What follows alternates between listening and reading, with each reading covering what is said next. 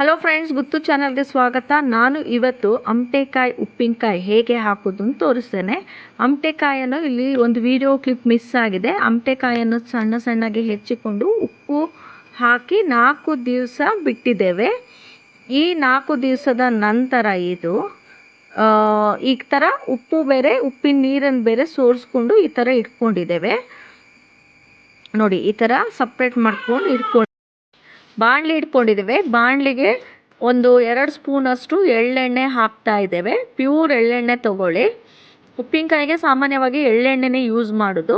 ಈಗ ಉಪ್ಪು ಎಳೆದ ಮಾವಿನಕಾಯಿ ಏನಿತ್ತು ಅದನ್ನು ಹಾಕ್ಕೊಂಡು ಚೆನ್ನಾಗಿ ಫ್ರೈ ಮಾಡ್ಕೊಳ್ತೇವೆ. ಸ್ಲೋ ಫ್ಲೇಮಲ್ಲಿ ಚೆನ್ನಾಗಿ ಬಾಡಿಸ್ಕೊಳ್ಬೇಕು. ಅದನ್ನು ಎಷ್ಟು ಫ್ರೈ ಮಾಡ್ತೀರಿ ಅಷ್ಟು ರುಚಿಯಾಗಿರ್ತದೆ. ಚೆನ್ನಾಗಿ ಫ್ರೈ ಮಾಡ್ಕೊಂಡು ಬಾಡಿಸ್ಕೊಳ್ಳಿ. ಅದನ್ನು ನೀರಿನ ಅಂಶ ಏನು ಇರಬಾರ್ದು ಅದಕ್ಕೆ.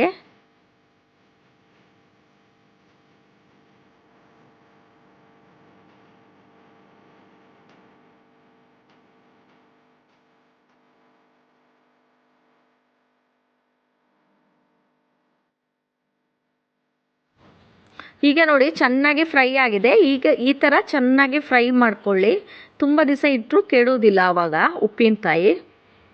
ಎಳ್ಳೆಣ್ಣೆನೇ ಯೂಸ್ ಮಾಡಬೇಕು ಉಪ್ಪಿನಕಾಯಿಗೆ. ಯಾವತ್ತು ಸಪ್ರೇಟ್ ಮಾಡಿದ ನೀರನ್ನು ಸಹ ಕುದಿಸಿ ಚೆನ್ನಾಗಿ ಕುದಿಸ್ಬೇಕು. ಉಪ್ಪು ನೀರನ್ನು ಚೆನ್ನಾಗಿ ಕುದಿಸಿ ತಣ್ಣಗಾಗೋವರೆಗೂ ಕಾಯಿರಿ. ಚೆನ್ನಾಗಿ ಈಗ ಇನ್ನೊಂದು ಸೈಡಲ್ಲಿ ಬಾಣಲಿ ಇಟ್ಕೊಂಡು ಡ್ರೈ ರೋಸ್ಟ್ ಮಾಡ್ಕೊಳ್ಬೇಕು.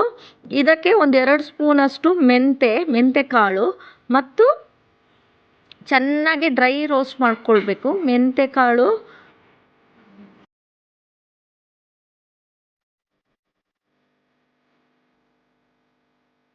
ಮೆಂತೆಕಾಳು ಹಾಕಿ ಚೆನ್ನಾಗಿ ಡ್ರೈ ರೋಸ್ಟ್ ಆದಮೇಲೆ ಸಾಸಿವೆ ಹಾಕ್ಕೊಳ್ಳಿ 1 ಸ್ಪೂನಷ್ಟು.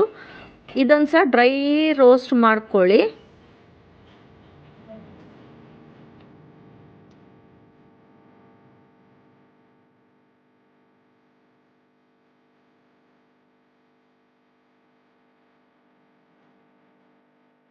ಒಂದು ಹಿಡಿಯಷ್ಟು ಕೊತ್ತಂಬರಿ ಬೀಜ ಇದನ್ನು ಸಹ ಹಾಕಿ ಚೆನ್ನಾಗಿ ಡ್ರೈ ರೋಸ್ಟ್ ಮಾಡ್ಕೊಳ್ಳಿ.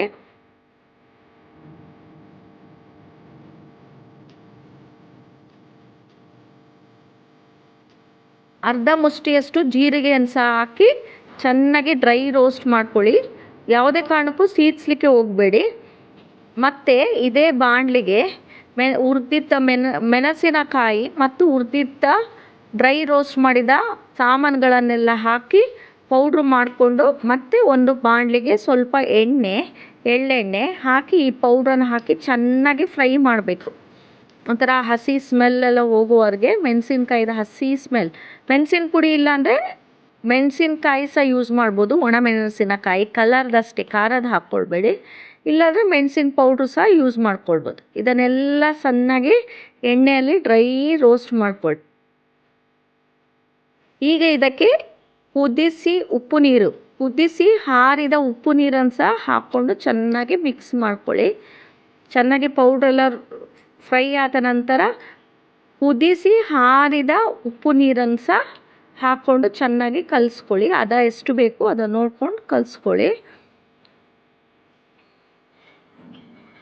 ಈ ನೀರೇನಾದರೂ ಕಮ್ಮಿ ಆದರೆ ಉಪ್ಪು ನೀರು ಬೆಚ್ಚಗೆ ಚೆನ್ನಾಗಿ ಕುದಿಸಿ ತಣ್ಣಗಾದ ನೀರನ್ನು ಸಹ ಹಾಕ್ಕೊಂಡು ಕಲಿಸ್ಕೊಳ್ಬೋದು. ನಿಮ್ಗೆ ಅದಕ್ಕೆ ಬೇಕು. ಮತ್ತು ಈ ಫ್ರೈ ಮಾಡಿದ